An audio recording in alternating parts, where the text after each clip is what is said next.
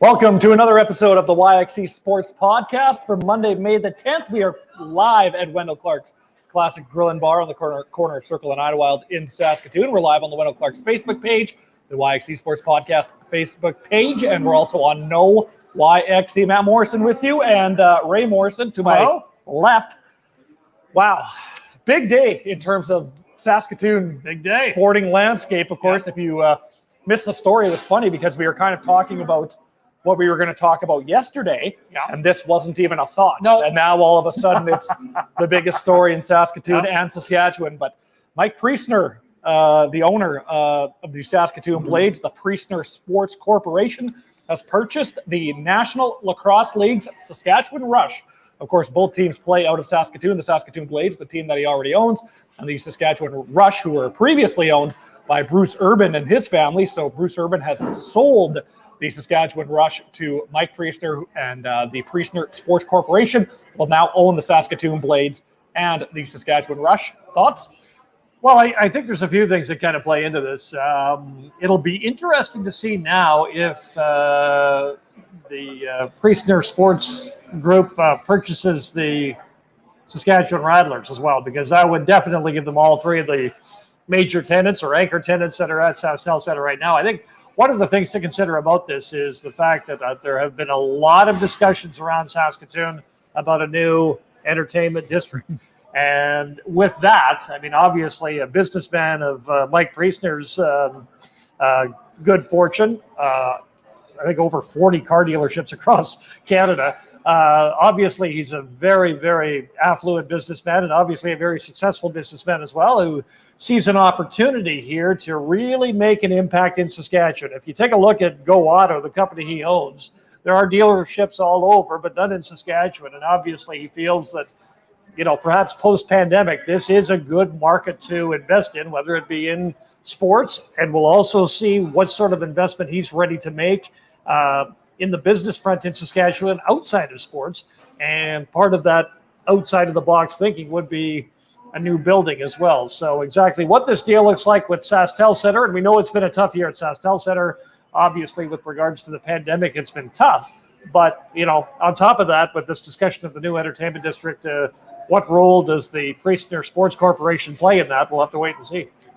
Colin Priestner, who of course is the general manager of the Saskatoon Blades, will be the governor of the Saskatchewan Rush. However, Derek Keenan, who actually just stepped down as the Rush head coach a couple of months ago, but was always going to stay on as GM, will continue to stay on as GM, and he will be kind of in charge of all lacrosse operations. And I think that's what a lot of people were kind of wondering about when this announcement came down. But Derek Keenan will stay on, and he's had so much success with that roster that he's constructed ever since they've been in Saskatoon. The Rush won their last year in Edmonton in 2015. They won their first year in Saskatoon, then again back in 2018. Ian, do you have that graphic that we can put up? This was a blurb from the release today, and this comes by way of SaskatoonBlades.com. The acquisition of the Rush was not something the Priestner Sports Corporation instigated, as the franchise was not actively for sale when talks began. The ownership change resulted from a series of friendly conversations between Bruce Urban and the Priestner family over the past year. These conversations naturally evolved, and eventually the chance to acquire a premier championship franchise in a league the Priestner family is passionate about was too promising to pass up. Yeah, that is the statement. You know, the one thing that you also kind of wonder about is, was there not somebody from Saskatoon who maybe wishes they would have stepped up and had a bigger role in this? And I don't know Mike, and to be honest, I don't know Colin all that well, and I've been around a long time. I've talked to them both, terrific people, but I don't know the family that well, and I don't know Mike and or Colin particularly well. But one of the things that I continue to wonder about is the fact is, you know, could a Saskatoon-based company have stepped up and done this? And you know, lots of chatter of who the most affluent business owners in Saskatchewan are, and it's just going to be a missed opportunity for a Saskatoon owner or business person or business people or group to have that they've missed out on it. I guess you know, time will tell. And the other thing, I'll touch on it on the top, but you know, with this much of a holding now, Matt, on the two big tenants, the Rush and the Blades that the Priestner Sports Corporation has now. Do they step in and buy the Rattlers? One of the things that happened, and they haven't been on the floor yet, I don't think, the Ottawa franchise in the Canadian Elite Basketball League, it's a little bit of a hybrid. So the first 6 teams were actually owned by the league, but the Ottawa franchise, it's kind of owned by a group and the league as well. And I think one of the things they want to do with the Canadian Elite Basketball League is have business owners as opposed to one owner for all the teams. So you wonder if that's something that Mike Priestner might be considering as well. Travis has a comment. Of course, he's watching on Facebook, and his comment is, Rush fans are skeptical by this sale. Time will tell what it truly means. And I think it's easy to look at the success of the Saskatchewan Rush and the success or lack thereof of the Saskatoon Blades. And it is a fair question. I had that same question today, Ray, and your response to me was, well, look at the Buffalo Bills and the Buffalo Sabres. Right? The Buffalo Bills of the NFL and the Buffalo Sabres of the NHL are both owned by Kim and Terry Pegula. One team has struggled in recent years. Another team has not struggled in recent years. In fact, the Buffalo Bills in a few years are probably going to be one of the marquee franchises of the National Football League with all the young talent that they have. So I understand where Travis is coming from. I understand where Rush Nation is coming from. But as long as the Saskatchewan Rush continue to have that success on the floor that Rush fans are so accustomed to, I think that it's going to be okay. And as long as, in my opinion, Derek Keenan stays on in some capacity with the Saskatchewan Rush because he's done so good at constructing that team will continue to have success, is my 2 cents on it. But it will be interesting to see kind of what the game day feels are like and what the atmosphere is like. But I don't think they'll change much. I really don't think that a whole lot is going to change. I know Rush fans are a little bit worried, and I've heard from more than one Rush fan about that very thing, right? I really think, as you mentioned, and I think this, as long as they leave Derek Keenan involved with that team, it speaks for itself. And lacrosse and hockey are just two different things. So if you don't change if you don't change that game day presentation at all, I think that engagement is going to stay with the lacrosse fans in Saskatoon. I really don't think they care who owns the team. I don't think that's it from their perspective. And the other thing too is a lot of fans are kind of ignoring what I said off the top. And what I said off the top is Mike Priestner is an outstanding business guy, phenomenal, right? That's what this is about. This is about securing 2 to maybe 3 anchor tenants of this building at SaskTel Center, right? And seeing the future for what it's worth. Post-pandemic, what is this economy going to look like? So I understand the wins and losses, but there's also a profit and loss conversation that Mike Priestner has no doubt thought about and no doubt likes the looks of in this part of the province in Saskatoon, that he's made the move that he's going to make today. Everybody knew kind of once the Saskatoon Blades went all in that 2013 Memorial Cup, everybody knew that the years following were going to be a little bit difficult. Then you have the sale from the Brodsky family to the Priestner family, and it has been tough sledding for the Saskatoon Blades. There's been no doubt about it. However, in the most recent years, I think the Blades are starting to build a little bit of a team under this Priestner ownership group. And the general manager, of course, is Colin Priestner. A lot of that had to do with Kirby Dock back in 2018, 2019, but with Mitch Love in as the head coach, I do think that, the Saskatoon Blades are starting to, kind of figure it out a little bit and hopefully can come back to that success as well. But Saskatoon has the ability here as a sports town to be a hot sports town with the Rush, the Blades, the Rattlers, and even university sports, which we're going to talk to you guys about next. But yeah, that was it was a wild story that came down the wire this morning. I was caught a busy May 10th for sure. Canada West has released their formats for a 2021-2022 season. Of course, Canada West is the University of Saskatchewan Huskies and every league that's involved with that. So here's how it's going to break down. For Canada West football, it will be a 6-game season. They are going to play each team once and an additional team twice. So it sounds like the U of S Husky football team will play either Alberta or Calgary one additional time. Is what it sounds like. Because UBC will draw one of the Alberta schools. Saskatchewan will draw the other Alberta school. And then the University of Regina will play the Bisons one extra time. And that just has to do with where they're located, and geography, travel, and stuff like that. So it sounds like that's how that's going to go down for football. For hockey, it'll be a 20-game season. You will play each team twice. Manitoba, Alberta, and Saskatchewan will play each other 2 additional times. Again, sounds like geography related. And I mean, how good is a U of S Husky hockey series going to be against Alberta this year, right? I mean, those are always the 2 heavyweights in Canada West men's hockey. Of course, we get to see Mike Babcock behind the bench for the U of S Husky hockey team this year. And then for basketball, there are going to be 3 divisions, a BC division, a Prairie division, and an Alberta division. And it sounds like the Alberta and Prairie division will play, those 4 teams will play 4 times type of thing. I think it's going to be a 16 or an 18 game schedule for basketball. But something for these university, these student athletes to look forward to, and something for university fans to look forward to as well. Oh, well, absolutely. I mean, that Merlis Belcher place isn't really all that old, and with Mike Babcock coming over, obviously there's a tremendous amount of buzz about this men's hockey team this year. But, you know, the football team, they showed some great strides, obviously. That's an exciting brand of football as well. And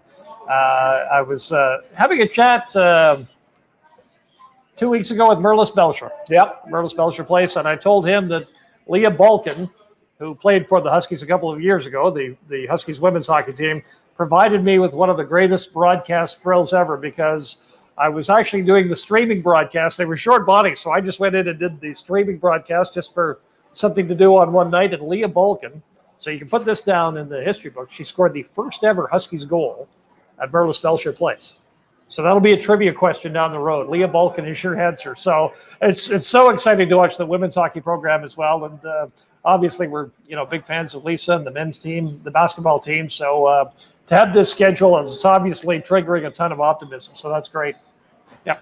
Yeah, no, it'll be absolutely fantastic. And I know how much, just with me being close to the Husky football team, of course, I was the color analyst for 2018 and 2019. And I know how hard not being able to play last year was for some of those players. And, I know that they're looking forward to getting back on the field. Scott Flory has done a tremendous job ever since he took over as the head coach of this program. And this Husky football team is starting to gain some momentum as well. And then, of course, you always have the basketball at the Pack, which once you get the Pack packed, it's a heck of a time. Oh, it really inside the Pack, right? Watching university football or university basketball or university volleyball for that matter as well. I just want to go back to another comment from Travis. He just had a follow-up comment back to the Rush thing, and that is, in Keenan we trust as far as the team goes, but game day and community involvement are huge with this team. Player to fan relations, things like that. Fans aren't worried about the business side of it, good or bad. I think Saskatoon Blades have done some pretty good things in the community over the years as well, right? So I think that community involvement will stay. Oh, absolutely. Right, with the Saskatchewan Rush as well. Again, I don't think a whole lot's going to change for either team. The way that, like the game day presentation, I don't think changes on either side. I think we're just looking forward to getting sports back. Yeah, absolutely. That's what it really is. Well, and that's what it is. I mean, if you take a look at this, so I know fans, they like profit and loss or wins and losses. They don't necessarily want to talk about profit and loss. But you think about if you're the owner of a team or in any business and you're thinking about pent up demand, whether you're in sports or travel or entertainment or crowds gather, you think about how long we've waited to get things back to normal. I think that's too long. Yeah. That's one of the things that promoters and sports owners and building and hoteliers and everybody's kind of looking forward to. And when you're just a sports fan talking profit and loss, it doesn't. Fans don't think that way. Yeah. But that's what it's about. So it's about having that great timing, right? For sure. And that's kind of what it is. Of course, we are live at Wendell Clark's Classic Grill and Bar, as we are every single Monday. We're also coming to you live on Facebook and YouTube.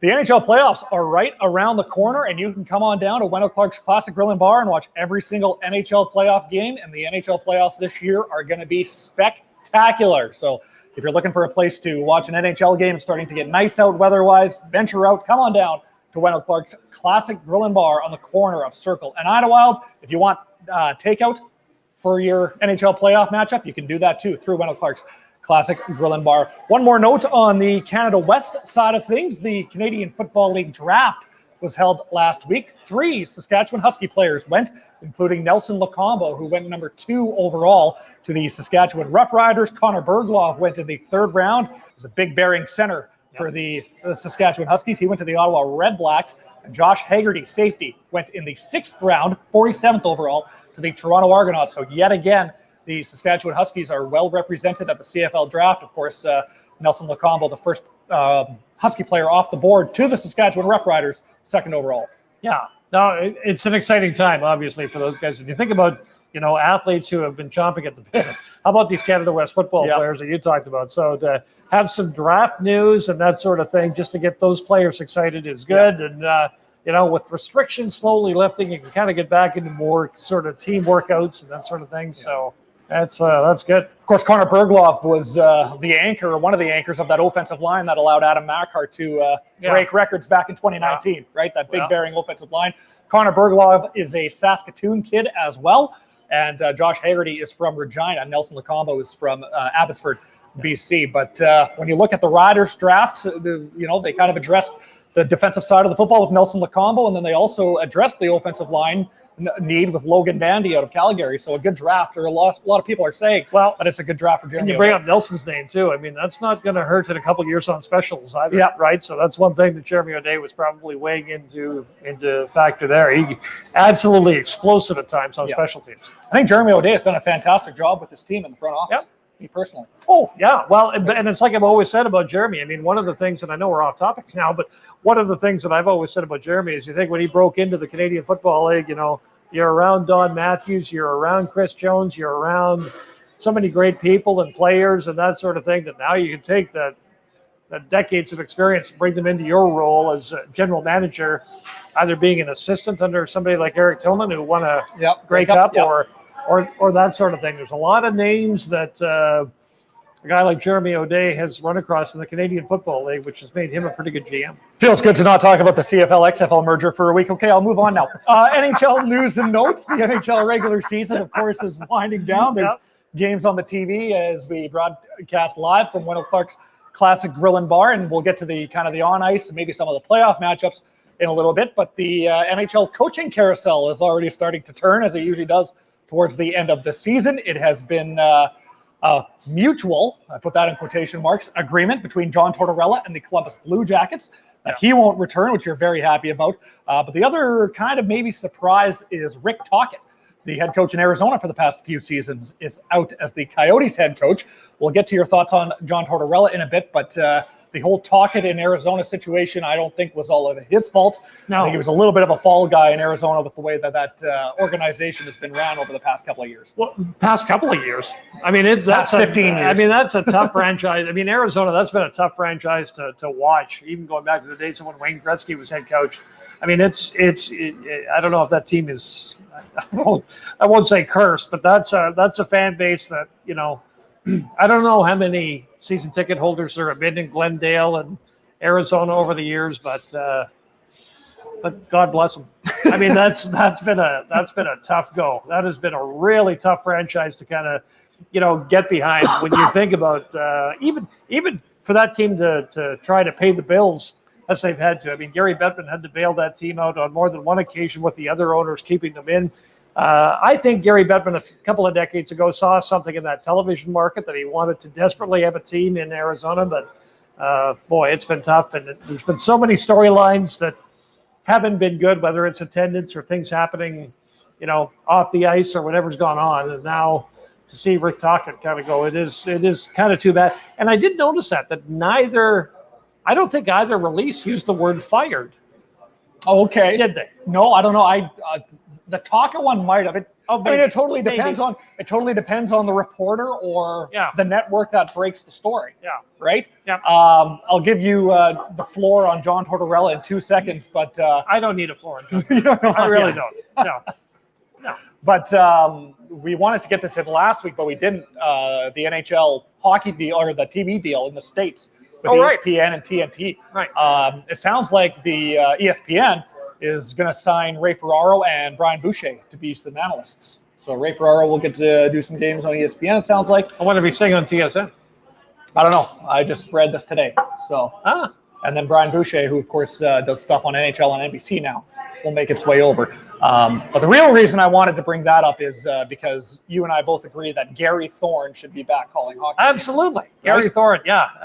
Is he still the Baltimore Orioles? I don't know. I'd have to I look. haven't kept up with Gary Thorne, but he had one of the best calls for American hockey broadcasters that there was. That would be excellent. I don't know if we'll see that, though. I think I don't know who might make their way over to call games for either one of these networks. And I think I saw in the deal, so ESPN's kind of more the major network, obviously. Yeah. So I think more people would have access in the United States to ESPN than TNT. But I think TNT gets like 3 of the next 7 Stanley Cups or something like that in the United States, which is kind of interesting. Well, and if you want to grow the game, especially in the States, it sounds like the TNT is a good place to be. Of course, that's where the NBA on TNT is, and they got guys like Charles Barkley and Shaq, right, doing their coverage on the NBA on TNT. So I think from kind of a production standpoint, the NHL on TNT might be able to grow the game in the States. Now, when it was first announced, that deal with TNT, the TNT network put up a graphic of Andrew Ference with the Edmonton Oilers as opposed to Connor McDavid. So somebody must have just wrote in Captain Edmonton Oilers, and Andrew Ference popped up. Okay, an unbiased opinion on Tortorella. He's 62 years old. Yeah. Do you think he seeks out another NHL head coaching position? Oh, I think so. I think he is. You know, one of the things about John Tortorella is, like, if you take a look at John Tortorella, he's never coached a team that I've overly been a fan of. So I kind of look at this with, a little bit pragmatic, a little bit of indifference. It just drives me crazy how when he's talking to the media, he is so indignant to the fans. It just drives me nuts. So, but you do wonder with that free fall that the Columbus Blue Jackets went through. Does somebody, I think their leading scorer was Oliver Bjorkstrand, who's been with that team for 5 or 6 years. You do wonder if there was a conversation between him and Kirk Alaina, the general manager, who said, like, this is just like Vancouver all over again, when he rolled in and said, hey, Sedin, you're going to be blocking shots. What? Patrick Laine, you're going to be playing defense. Yeah, exactly, right? And immediately you saw him not get along with some of the star players. I think Pierre-Luc Dubois was probably the most notable, right? Yeah. Open blow-ups on the bench and that sort of thing. So it kind of makes it tough because, you've got to let your stars be stars. And if you come in with kind of a system and you don't kind of play to your players' strengths, that doesn't always necessarily work. Now, I will say this. John Tortorella has won a Stanley Cup, right? And so that's what makes him a pretty good coach is you can never take that away from somebody like John Tortorella. And generally, when you ask people around the National Hockey League, I saw an interview with Brian Burke not too long ago, who just kind of is moved into the Pittsburgh Penguins front office. And he said he loves John Tortorella. He says John Tortorella is a great coach. And I'm sure there are players who think that, but it just, seems to me that, star players aren't exactly kind of able to let themselves flourish under him from kind of what I've seen of it. Right. He will go down as the winningest head coach in Columbus Blue Jackets history as well. Not that would be very hard to do because the Columbus Blue Jackets have struggled ever since they came into their existence. But the NHL playoffs, like I said, are going to start pretty soon. I thought I read something today saying that the NHL playoffs could start Saturday and the NHL's North Division won't even be completed play. Really? But the 4 teams in the NHL's North Division that will be playing in the playoffs, it's basically already set. Calgary still can catch Montreal, but it seems like a pipe dream. At this point, Toronto will most likely play Montreal in the first round of the playoffs in the North Division. The Edmonton Oilers will take on the Winnipeg Jets, most likely in the first round of the North Division playoffs. But an intriguing matchup comes in Florida. The 2 Florida teams that have never played in the playoffs before together. The Florida Panthers will be facing off against the Tampa Bay Lightning, as you just dropped your pen. The Florida Panthers will be taking on the Tampa Bay Lightning in the first round of the playoffs. Never before have those 2 teams met in the playoffs. And if Saturday was any indication of what a first-round playoff matchup would be like between those 2 teams, it's going to be nasty and it's going to be awesome. Well, and that's, that bad blood brewing. Yeah, what's interesting about Florida is they've won 8 of their last 10. Yep. So they're kind of on a little bit of a tear right now. But, the Miami Herald, after Saturday's heated game, Florida beat Tampa by a count of 5-1, which the defending Cup champions were obviously not all that pleased about. And I love this quote in the Miami Herald. A hat trick fights and 154 minutes in penalties as the Panthers rout Tampa in a fiery playoff preview. They're playing tonight too. Yes. I think. Yeah, it was 1-0 Florida last time I 2-0 checked. Panthers. 2-0, okay. Midway through the second period. And that Canadian Oilers game, Canadiens Oilers. Yeah, that's on the TV here at 3-2 Edmonton. Yep. I think the Canadiens only need 1 point. Yeah. And they knock Calgary out. Yeah. Right? So yeah, that'll be interesting. No chance that either Gallagher or Price will be in the game Wednesday against the Oilers. Yeah. So obviously he's going to shelve them until the playoffs. But they might be able to knock Calgary out anyway. It looks like the Leafs have their mojo back as well, or at least I'm hoping so, because I'm a Leafs fan, and Jeff Petrie put on just a horrendous display of defense on Saturday that you were still angry about. How is it that Jeff Petrie is +6 this year? Can anybody explain to me how Jeff Petrie is +6? Because he's for any time and maybe it's just me when I watch him, but he makes so many mistakes every time I turn on the TV. Last year, Jeff Petrie was -10 on the season. And then 3 years ago in 17-18, do you know what his plus-minus was in 82 games? No idea. -30. And there are times when I turn on the TV, he looks like a player who's -30. So either I've got to quit watching the team that closely, or something's got to give. But I was shocked to learn that he was +6 this year, because I can't explain it. Of course, before Jeff Petrie joined the Montreal Canadiens, he was part of the Edmonton Oilers.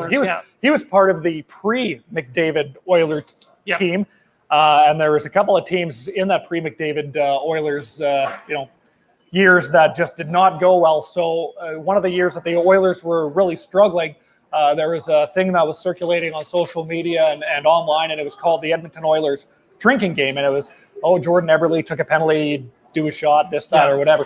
Well, it was if Jeff Petrie scores, finish your drink. So that was the one for Jeff Petrie. But we are super excited to see the NHL playoffs start. And there's going to be some great matchups. One other note from our friend Les Lazarick, who has been on the podcast before. The Saskatoon Hilltops are going to start practice on Tuesday as well. So those kids will be able to get out on the field and kind of slowly but surely get back into the swing of things. Lots of things happening, lots of sports happening, both locally, nationally, internationally as well. So it's good to see that sports are returning, or at least there's a plan for sports to return depending on the league that you play. And that wraps it up for this week's edition of the YXE Sports Podcast. Make sure to like the YXE Sports Podcast on Facebook. Make sure to share this post. Tell your friends. Do what you need to do to get the YXE Sports Podcast out there and about. We will see you next week.